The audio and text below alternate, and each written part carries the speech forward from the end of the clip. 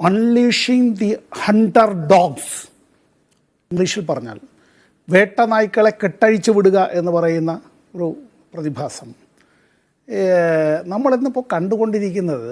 ഇത് നഗ്നമായി പച്ചയ്ക്ക് എല്ലാവർക്കും മനസ്സിലാകുന്ന ഒരു കാര്യമാണ്.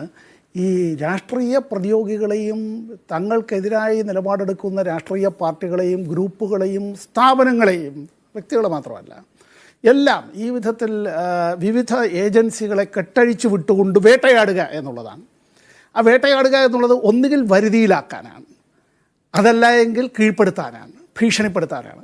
ഇതിൽ രണ്ടിലേതിലെങ്കിലും ഒന്നിന് നിങ്ങൾ വഴങ്ങേണ്ടതായി വരും. അപ്പോൾ ഇത് മാധ്യമ സ്ഥാപനങ്ങളും ഇതിൽ നിന്ന് വിഭിന്നമൊന്നുമല്ല. ഇപ്പോൾ ഈ CBI എന്നത് അത് ഇപ്പോൾ ഇന്ത്യ ഗവൺമെൻറ്റിൻ്റെ പൂർണ്ണ നിയന്ത്രണത്തിലാണ്. ഇൻ്റലിജൻസ് ബ്യൂറോ ഇന്ത്യ ഗവൺമെൻറ്റിൻ്റെ പൂർണ്ണ നിയന്ത്രണത്തിലാണ്. ആ ധനകാര്യ വകുപ്പിൻ്റെ കീഴിലാണല്ലോ ഈ എൻഫോഴ്സ്മെൻറ്റ് ഡയറക്ടറേറ്റും ഇൻകം ടാക്സ് ഡിപ്പാർട്ട്മെൻറ്റും എല്ലാം. അപ്പോൾ ഇതുമായി ബന്ധപ്പെട്ടിട്ട് ഈ നിരവധി വിഷയങ്ങളാണ് ഉന്നയിക്കപ്പെട്ടു വരുന്നത്. ഞാനതിൻ്റെ കൂടുതൽ കാര്യങ്ങളിലേക്ക് പോകുന്നില്ല. ഇവിടെ ഇന്ത്യ മുന്നണി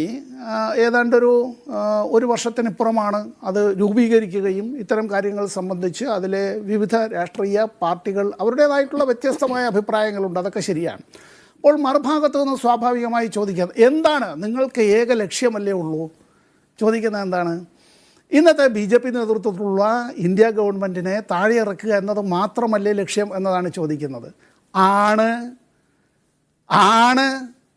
ഉറപ്പായും ഇന്നത്തെ ജനവിരുദ്ധ ജനദ്രോഹ നടപടികൾ കൈക്കൊണ്ടുകൊണ്ടിരിക്കുന്ന രാഷ്ട്രീയത്തെയും വർഗീയതയും കൂട്ടിച്ചാലിച്ച് വെടിമരുന്നാക്കി മാറ്റുന്ന ഇന്ത്യയിലെ പ്രകൃതി സമ്പത്തുകൾ ഭീകരമായി കൊള്ളയടിക്കാനായി കോർപ്പറേറ്റുകൾ തുറന്നു കൊടുക്കുന്ന ക്രോണിക് ക്യാപിറ്റലിസത്തിൻ്റെ വക്താക്കളായി മാറിയിട്ടുള്ള അത്തരത്തിലൊരു ശിങ്കിടി മുതലാളിത്തത്തിൻ്റെ രാഷ്ട്രീയ ചട്ടുകമായി ഇന്ത്യൻ ഭരണകൂടം മാറുന്ന ആ ഇന്ത്യ ഗവൺമെൻറ്റിന് നേതൃത്വം നൽകുന്ന രാഷ്ട്രീയ പാർട്ടി അധികാരത്തിൽ നിന്ന് പുറത്തു പോകണമെന്നുള്ള കാര്യത്തിൽ യാതൊരു സംശയവുമില്ല. ഇതിൽ ഇപ്പോൾ മറുഭാഗത്ത് പലർക്കും ചോദിക്കാം, ഇങ്ങനെ ഈ നിങ്ങൾ ഒരു നേതാവിനെ ഉയർത്തി കാണിക്കുന്നില്ല, അതല്ലെങ്കിൽ ഒരു പാർട്ടിയെ, ഒരു നേതാവിനെ ഉയർത്തി കാണിക്കുന്നില്ല. നമ്മൾ ഇന്ത്യയുടെ ഭരണഘടനയിൽ എവിടെങ്കിലും ഇന്ത്യയുടെ ഒരു തെരഞ്ഞെടുപ്പ് നടക്കുമ്പോൾ ഈ ഒരു നേതാവിനെ ഉയർത്തി കാണിക്കണം എന്ന് ജനപ്രാതിനിധ്യ നിയമത്തിൽ എവിടെയെങ്കിലും പറയുന്നുണ്ടോ ജിംസ? ഇല്ലല്ലോ.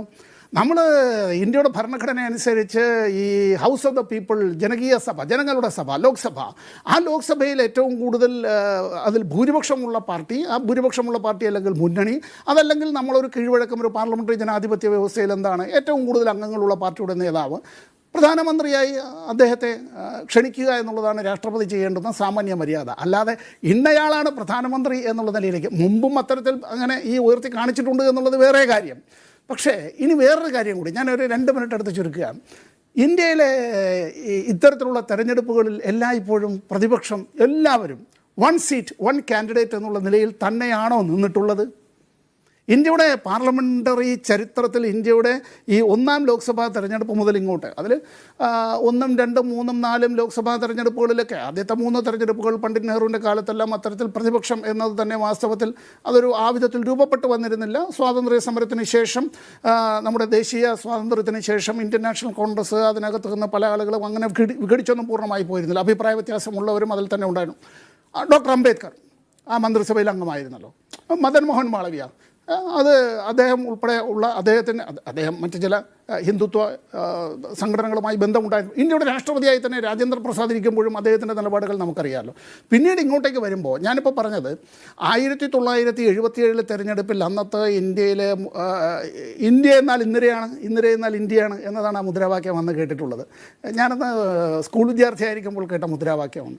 അപ്പോൾ ഇന്ത്യയിലെമ്പാടും അത്തരത്തിൽ വീശിയടിക്കുമ്പോൾ ഇന്ത്യയിലെ പ്രതിപക്ഷ പാർട്ടികൾ അപ്പോഴും ഒരു കാര്യം, ഇന്ത്യയിലെ എല്ലാ സംസ്ഥാനങ്ങളിലും ഇന്ത്യയിലെ എല്ലാ പ്രതിപക്ഷ പാർട്ടികളും കൂടി ഒരു മണ്ഡലത്തിൽ ഒരു സ്ഥാനാർത്ഥി എന്നുള്ള നിലയിൽ എല്ലായിടത്തേക്കും എത്തിക്കാൻ കഴിഞ്ഞിരുന്നേയില്ല. അത് കഴിഞ്ഞ് നമ്മൾ ഇങ്ങോട്ടുള്ള തെരഞ്ഞെടുപ്പുകൾ നോക്കുക. ശ്രീ രാജീവ് ഗാന്ധി ഇന്ത്യയുടെ പ്രധാനമന്ത്രിയായിരിക്കുന്ന വേളയിൽ 1984 അദ്ദേഹം പ്രധാനമന്ത്രിയെ, 89 അത് കഴിഞ്ഞ് തെരഞ്ഞെടുപ്പിലേക്ക് പോകുന്ന ഒരു വേള നമുക്കറിയാമല്ലോ.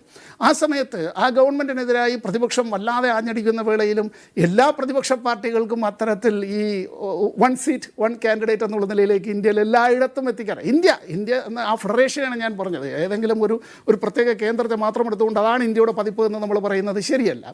അപ്പോൾ ഇന്ത്യയിൽ ഇത്തരത്തിൽ നമ്മുടെ ഭാരതത്തിൽ ഇന്ത്യ എന്ന രാഷ്ട്രത്തിൽ ഇത്തരത്തിൽ മുമ്പും തെരഞ്ഞെടുപ്പുകൾ വരുമ്പോൾ വയ്ക്കുന്ന മുദ്രാവാക്യങ്ങൾ ജനങ്ങൾ എങ്ങനെ ഏറ്റെടുക്കുന്നു എന്നുള്ളതാണ് ഇവിടുത്തെ വിഷയം. നേതാവ് എന്നുള്ളതല്ല, കുറേ നേതാക്കളുടെ കൂട്ടായ്മയല്ല, കുറേ നേതാക്കൾ വിട്ടുപോകുന്നതും പുതിയ പാർട്ടി ഉണ്ടാക്കുന്നതുമല്ല, ആരെങ്കിലും പുതിയ പാർട്ടികൾ വന്നതല്ല. ജനങ്ങളുടെ ജീവൽ സംബന്ധിയായ പ്രശ്നങ്ങളാണ്.